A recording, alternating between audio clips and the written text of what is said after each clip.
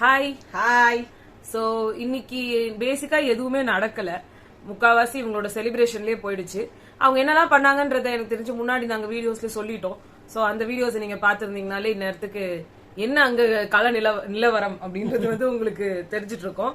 இப்ப வந்து என்ன ஆச்சு அப்படின்னா வந்து அன்ஷிதா வந்து உள்ள என்டர் ஆயிருந்தாங்க. ஸோ அன்ஷிதா வந்து என்னதான் ஜாக்லினுக்கு பிஆர் இருக்கு அது இதுன்னு எல்லாம் சொல்லியிருந்தாலும் கரெக்ட் தான் அவங்க சொல்றது. எல்லா கண்டஸ்டன்ஸ்க்கும் பிஆர் இருக்கு. சோ அதனால அவங்க சொன்னது எல்லாமே okay. And I guess the first one to say that உள்ளேயே வந்து உங்களுக்கு நிறைய பிஆர் இருக்கு, வெளியிலயும் சரி இங்கேயும் சரி. ஏன் வந்து ஒரே பொண்ணை மட்டும் வந்து நீங்க எக்ஸ்போஸ் பண்றீங்க அப்படின்ற ஒரு விஷயத்த வந்து அவங்க பேசியிருந்தாங்க. இங்கதான் நம்மளும் சொன்னோம். நம்ம சொல்லக்கூடாது, மத்தவங்க சொல்லலாம். யார் சொல்றது? அந்த மாதிரி ஒரு கண்டஸ்டன்டே வந்து உள்ள சொன்னது எங்களுக்கு ரொம்ப உண்மையிலேயே ஒரு பாசிட்டிவா தான் தெரிஞ்சது. ஆனா அவங்க வந்து ஒன்னு சொன்னாங்க. அவங்கள வந்து இந்த நடிகை அப்படின்னு சொன்னோன்னே எல்லாரும் வந்து எப்படி கேட்டாங்க தெரியுமா ஜாக்லினோட பிஆர் அப்படின்னு. அன்ஷிதாவோட ஃபேன்ஸ் எல்லாருமே ஜாக்லினை வந்து அந்த மாதிரிதான் அட்டாக் பண்ணாங்க. சோ ஒருத்தவங்க அட்டாக் பண்றாங்க, நீங்க எப்படி அதை பண்ணீங்க, நீங்க எப்படி அவங்களை கேள்வி கேட்கலாம் அப்படின்னு சொன்னாலே அது பிஆர் கிடையாது. அன்ஷிதாக்கு பேசிக்கலி இந்த நெகட்டிவ் பிஆர்ல ஆமா அவங்க ஃபாலோவர்ஸ் அப்படிதான் பண்ணுவாங்க. இல்ல அன்ஷிதா உள்ள உட்கார்ந்துகிட்டு இருக்கும்போது அவங்கள பத்தி தப்பு தப்பா ஸ்ப்ரெட் பண்றது, நியூஸ் பண்றாங்க. அவங்க தான் வந்து நெகட்டிவ் பிஆர்னு நாங்க சொல்றோம். நாங்க பிஆர்னு கூட சொல்லல. பிஆர்ன்றவங்க உண்மையிலேயே அவங்களுக்காக அவங்களோட பெனிஃபிட்காக பண்றவங்க, அது தப்பே கிடையாது. ஏன்னா இவங்களுக்கு எல்லாம் ஒரு ப்ரமோஷன் ஒண்ணு வேணும். அதுவும் இவ்வளவு பெரிய பிளாட்ஃபார்ம் போறாங்க. பிக் பாஸ்ன்றது சாதாரண விஷயம் கிடையாது. அவங்க இவங்க போடுற ட்ரெஸ்ல இருந்து எல்லாத்துக்குமே இவங்க ஒரு கொலாபரேஷன் வச்சுக்கிறாங்க.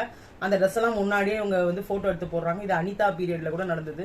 அவங்க ட்ரெஸ் எல்லாம் இன்ஸ்டோல தான் நாங்க வாங்குறோம் அப்படின்னு சொல்லிட்டு அவங்க போடும் போதெல்லாம் அந்த ட்ரெஸ்ஸை இவங்க வந்து அவங்க போடுறது பாருங்க, இந்த ட்ரெஸ் இங்க இருந்தா போட்டாங்க. இதெல்லாம் கொலாபரேஷன், பிஆர். இதுக்காக வந்து ஒரு டிசைனர் எல்லாம் போட்டோ ஷூட் பண்ணி எல்லாமே பண்ணி தான் உள்ள போவாங்க. இது ரெண்டாவது, இந்த மாதிரி ஃபீல்ட்ல இருக்கவங்களுக்கே ஒரு பிஆர் கண்டிப்பா இருப்பாங்க. ஒரு சினிமா சான்ஸ் தேடுறவங்க எல்லாம், அது தப்பு கிடையாது.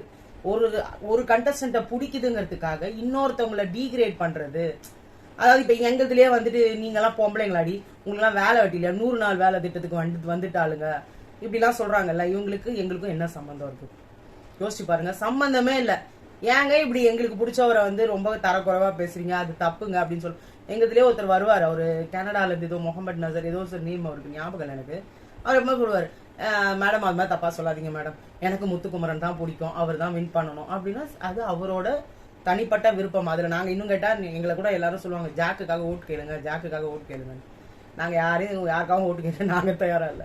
அவங்களுக்கு பிடிச்சிருந்தா அவங்கவுங்க போடுங்க, அவ்வளவுதானே. தவிர நாங்க ஒன்னும் அவங்க யாருன்னு கூட எங்களுக்கு தெரியாது. இந்த டிவிக்கும் எங்களுக்கும் என்ன சம்பந்தமோ அது மாதிரி ஜாக்லினுக்கும் எங்களுக்கும் உள்ள சம்பந்தம், அவ்வளவுதான்.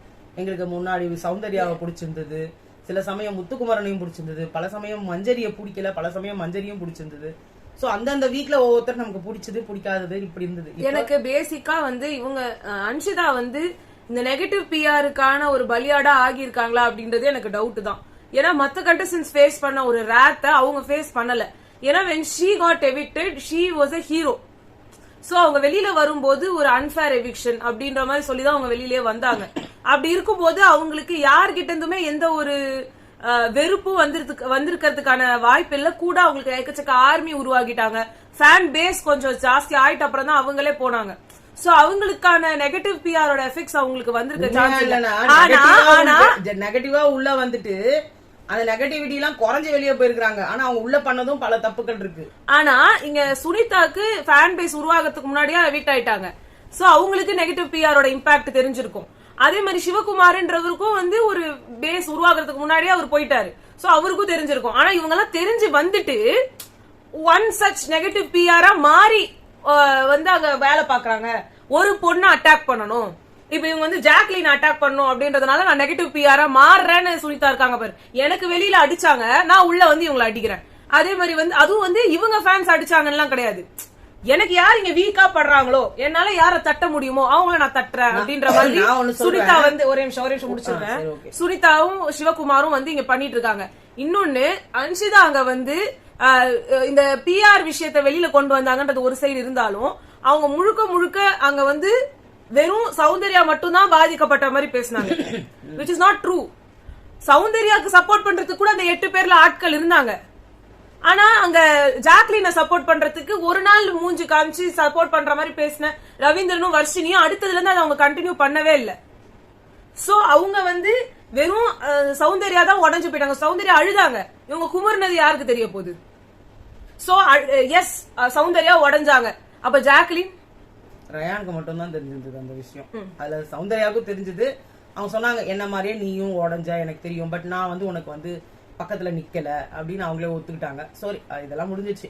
இப்ப அன்ஷிதா உள்ள வந்தாங்க. அன்ஷிதா வந்த உடனே வழக்கம் போல விஷு அப்படின்னு போய் நின்னாங்க. எல்லாம் முடிஞ்சது. அர்ணவ் எப்படிடா இருக்கே அப்படின்னு சொல்லிட்டு போயிட்டாங்க. அவ்வளவுதான். அர்ணவ் வந்து கண்டு கூட இல்ல பெருசா. கிட்ட வந்தாங்க, கை குடுக்குறாங்க, அவ்வளவுதான் முடிஞ்சு போச்சு. அங்க இருந்து போய் விஷு எண்டே மோனே வாடா வெளியே எண்ட பயலே என்னடா ஆச்சு, எந்தடா உன் மூஞ்சி இப்படி ஆடி போச்சு, நீங்க வந்துட்டீங்கல்ல, இனிமே அவர் அப்படியே குலகாங்கிதம் ஆயிடுவாரு. ரொம்ப சந்தோஷமாயிட்டாரு. தாங்க முடியல அவரால். இந்த பக்கம் அதாவது கண்மணியும் கத்திஜாவுன்ற மாதிரி 2 பேரும் உள்ள இருக்கிறாங்க. 2 பேருக்கும் அவர் என்ன பண்ண போறாருன்னு தெரியல. சரி, அந்த கதையை விடுங்க. அவங்க ஆனா வந்த உடனே என்ன பண்ணாங்க, நேரா சுனிதா போனாங்க. சுனிதா வந்தோடனே உனக்கு ஃப்ரெண்ட்ஷிப்ல மாறி போச்சுடா அப்படின்னாங்க. சுனிதா என்னடா நீ தான் ஊர்லயே இல்லையே, நீ எனக்கு உன்னை நான் எவ்வளவு ட்ரை பண்ணேன் கண்டுபிடிக்க அப்படிலாம் சொன்னாங்க. உடனே நேரா நீ வா என் கூட உட்கார் அப்படின்னு சொல்லிட்டு. ஏன்னா அவங்க வந்து டைரக்டா சொல்லிட்டாங்க முத்துக்குமரனோட பிஆர் யாருன்னா இந்த வீட்டுக்குள்ளேயே இருக்கிற ரவீந்திரன் தான். அதை தவிர இங்க வந்த 8 பேருமே அவனுக்கு சப்போர்ட் பண்ணாங்க அப்படின்றதையும் அவங்க சொல்லிட்டாங்க. அதுக்கப்புறம் அவங்க உள்ள வெளியில வச்சு பேசினாங்க. அப்ப பேசும்போது சொன்னாங்க சௌந்தர்யாவுக்கும் தானே பிஆர் இருக்கு அப்படின்னு சொல்லி சுனிதாக்கு கோபமா வந்துச்சு. உனக்கு தெரியாது, நான் கஷ்டப்பட்டேன், சாச்சனா கஷ்டப்பட்டா, ஆனந்தி கஷ்டப்பட்டா, அவங்க எல்லாம் எவ்வளவு பிரச்சனையில நாங்க மாட்டோம்னு உனக்கு தெரியாது அப்படின்னு அவங்க சொன்னாங்க. ஜாக்கோட ஆளுங்களை நான் நடிகன்னு சொன்னேன். அதுக்காக என்ன சொன்னாங்க, நான் அதை கண்டுக்கல, பெருசா இது பண்ணல நான் அப்படின்னு சொல்லி அவங்க சொன்னாங்க. அப்பதான் அவங்க சொன்னாங்க எனக்கு இது நான் என்னடா நீ சொல்றது, முத்துக்குமரன் நல்லா விளையாடுறான், அவனுக்கு நாங்க வந்து சப்போர்ட் பண்றோம். எனக்கு அப்படி தெரியலையே, நீங்க எல்லாம் சப்போர்ட் பண்ண வந்த மாதிரி தெரியல, இங்க வந்து பிஆர் ஒர்க் பண்ண மாதிரி தானே தெரிஞ்சுது அப்படின்னு நாங்க அனுப்பிச்சிட்டா. உடனே கோவம் வந்துச்சு சுனிதாக்கு. பிஆர்னா என்ன தெரியுமா, பிஆர்னா ஏஜென்சி, பிஆர்னா என்ன தெரியுமா, காசு கொடுத்து வேலை செய்வாங்க, அதுக்குன்னு ஒரு ஏஜென்சியை புக் பண்ணிட்டு அது காசு ரவீந்தருக்கு வந்து காசு கொடுக்க போறாங்களா அப்படின்னு கேட்டாங்க. ஏன் யாருக்கு தெரியும்?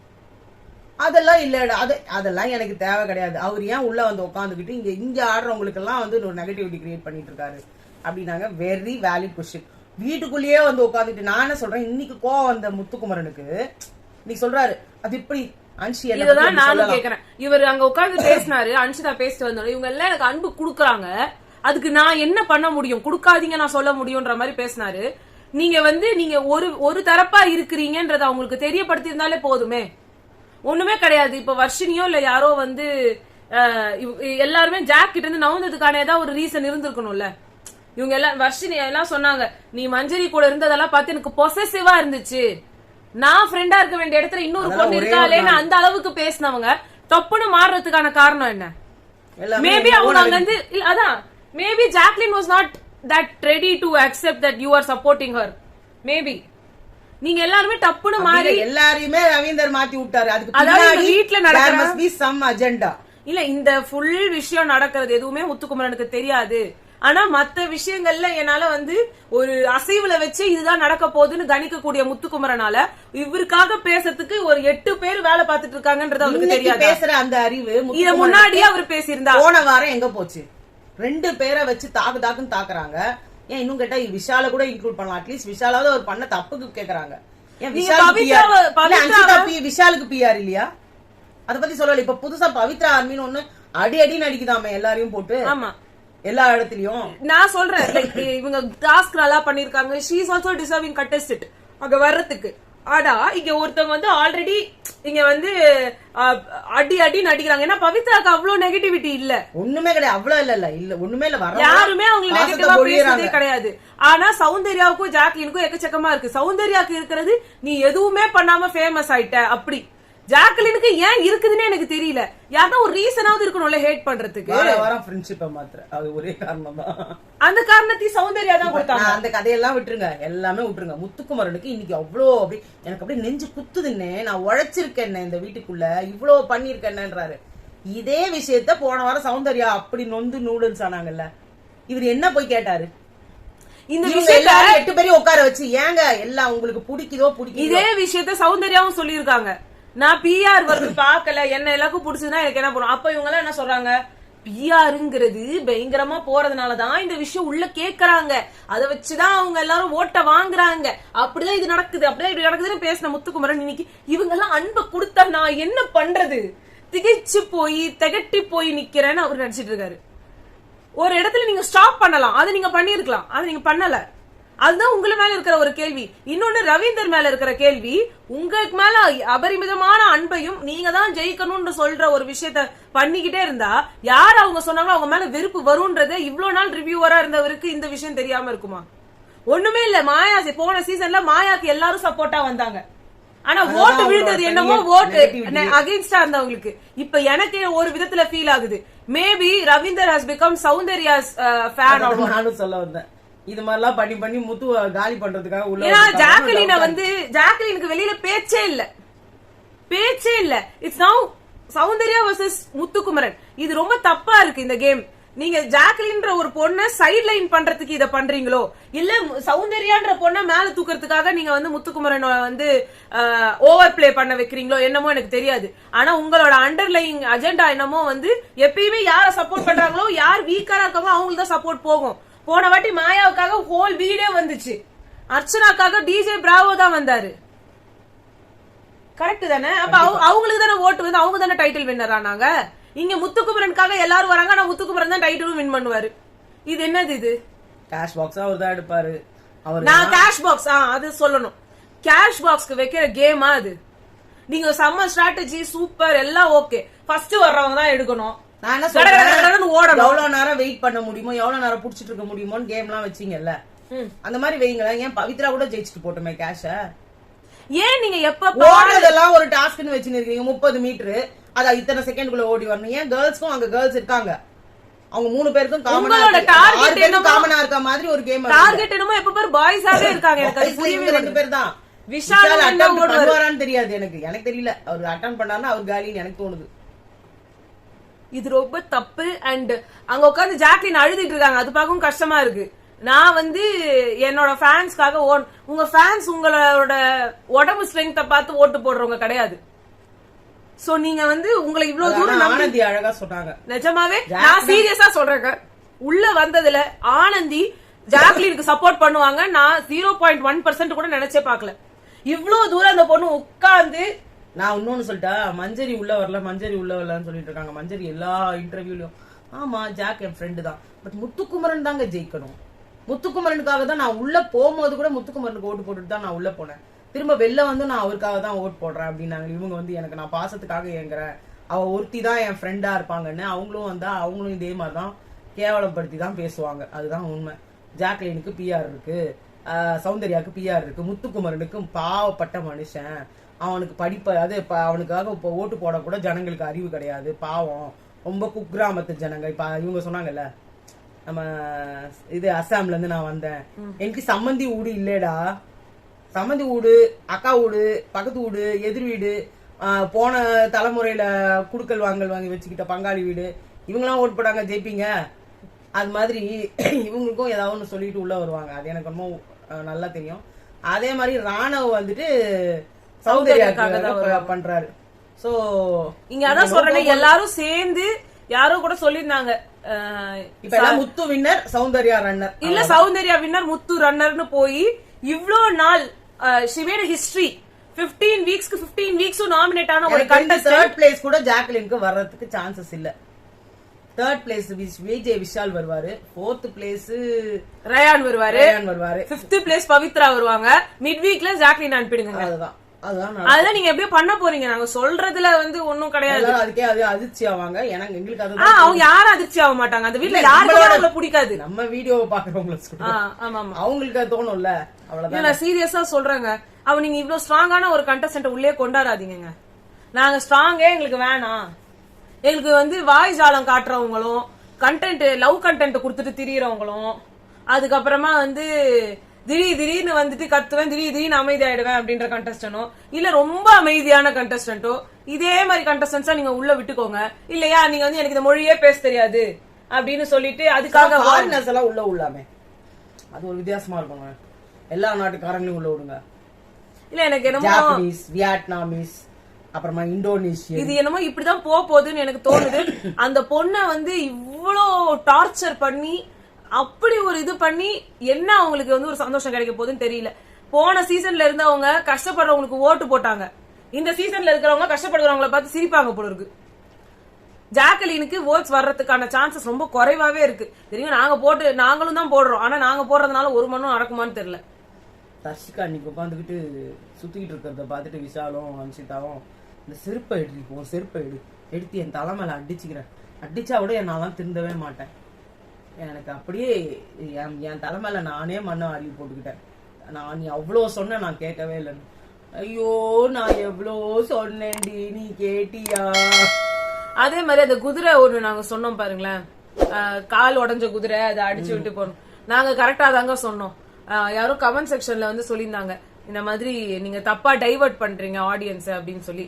நாங்க அந்த இடத்துல இந்த விஷயத்தையே நான் தப்பா சொல்லிட்டேன். கண்ணு தெரியாத குதிரைன்னு சொல்லிட்டேன். அது கண்ணு தெரியாத குதிரை கிடையாது. கண்ணு தெரியாத ஒருத்தர் 1ஆம் நம்பர் கட்டுறதுக்கு பதில் 10ஆம் நம்பர் கட்டிட்டாரு, அது நொண்டி குதிரை. ஆமா, இது ஒண்ணுதான் நான் தப்பா சொன்னேன். மத்தபடி அதேதான் அவர் இந்த இடத்துலயே இதுவும். அப்புறமா ஆனந்தியோட ஒரு இஷ்யூ, ஆனந்தி இஷ்யூல வந்து இவங்க சிவகுமார் வந்து என்ன சொல்ல வந்தாரு அவங்க கிட்ட அப்படின்னா, முத்துக்குமரன் கிட்ட என்கிட்ட நிறைய வந்து விஷயம் இருக்கு பேசுறதுக்கு கேம பத்தி. ஆனா இத நாங்க அதுலயே கரெக்டா ஃபுல்லா தெளிவாதான் சொல்லியிருந்தோம். முத்துக்குமரன் பத்தி இருந்தாலுமே நான் இங்க பேச விரும்பல, நான் வெளியில போய் பேசிக்கிறேன். அவனோட பர்சனல் நான் யாரை பத்தியுமே பேச விரும்பல. நான் எல்லாருமே கேம்ல இருந்ததுதான். ஆனா கேம்ல எனக்கு தெரியாம சில விஷயங்கள் நடந்திருக்கு, அது கேள்வி கேட்கறதுக்கு நான் கடமைப்பட்டிருக்கேன். அதை நான் வந்து வெளியில தான் கேட்பேன், நான் இங்க கேட்கறதுக்கு நான் ரெடியா இல்ல அப்படின்னு அவங்க சொன்னாங்க. இததான் நாங்க அதுலயுமே எக்ஸ்பிளைன் பண்ணிருந்தோம். அதே மாதிரி சிவகுமார் என்ன ட்ரை பண்றாருன்னா, அந்த ஸ்கூல் டாஸ்க்ல ஆனந்தி வந்து திருடியா இருந்தத இவரு வந்து அவங்க ரூம்ல நின்னு வந்து கையும் களவுமா புடிச்சாராம். அதை பார்த்துட்டு தீபக் சொன்னாரா, நீ என்ன பொம்பளைங்களோட ரூம்ல எல்லாம் எட்டி பாக்குறீங்க அப்படின்னு. இத வந்து அவங்க வைஃப் அதை தப்பா எடுத்துக்கிட்டு அந்த ஊரால இருக்கவங்க எல்லாம் அதை தப்பா பேசினாங்க. என்ன பண்ணுங்க, சினிமால வந்துட்டு நீங்க எல்லாம் நெகட்டிவ் ரோல் நடிக்காதீங்க. இத பார்த்து சத்தியமா யாருமே கேட்க மாட்டாங்க. ஒரு ஹஸ்பண்டா நல்ல மனைவிக்கு சிறந்த கணவன் இப்படி கேரக்டர் நடிக்கிறீங்க, நெகட்டிவ் ரோல் நடிச்சிடாதீங்க. என்னங்க இது, எல்லாரும் நெகட்டிவ் ரோல்ல நடிச்சாலும் அவங்க ஹீரோவா இருந்தா ஹீரோ தான். இதுக்கு நீங்க ஒரு கண்டஸ்டன்டாவே நடிச்சாலும் நெகட்டிவ் தான். அதே மாதிரி இன்னொருத்தர் யாரோ சொன்னாங்க, அருண் கரெக்டா தான் விளையாண்டான், சிவகுமார் வந்து இது என்னது அருணை வந்து நீங்க தப்பா பிளேம் பண்ணாதீங்க, NFP பாஸ் எப்படி அந்த வாரம் கிடைச்சிருக்காது அடுத்த வாரம். இதுல நாங்க ஆல்ரெடி அதுலயும் தெளிவா சொல்லியிருக்கோம், அருண் தான் அவரோட எதிரின்னு அவரு நினைச்சிருக்கலாம். நினைக்கணும்னா அவரு தானங்க நினைக்க முடியும். NFP பாஸ் வாங்கிட்டு அவர் அங்க சேவ் ஆயிருப்பாருன்னு அவர் இன்டர்வியூலயே வந்து சொன்னாரு, அது எனக்கு கொடுத்துதான் நான் சேவ் ஆயிருப்பேன் அப்படின்னு சொல்லிட்டு. இன்னொரு விஷயம், அவருக்கு வந்து இந்த நம்மளுக்கு யாராவது ஒருத்தர் மேல யாரோ வெளில வந்துட்டோம் அப்படின்னா ஆட்டோமேட்டிக்லி ஏதோ ஒரு இடத்துல சின்னதா கூட ஒரு பாதிப்பு ஏற்பட்ட ஒரு பர்சன் மேலதான் நம்மளுக்கு வந்து கோவம் வரும். அதுக்காக தான் நான் சொன்னேன், அப்படியே அவருக்கு கோவம் வந்திருந்தா கூட முத்துக்குமரன், ஏன்னா அவங்களோட PR வேலையில பாக்குறவங்க தான் இவரோட ஃபேமிலி அட்டாக் பண்ணிருக்காங்க.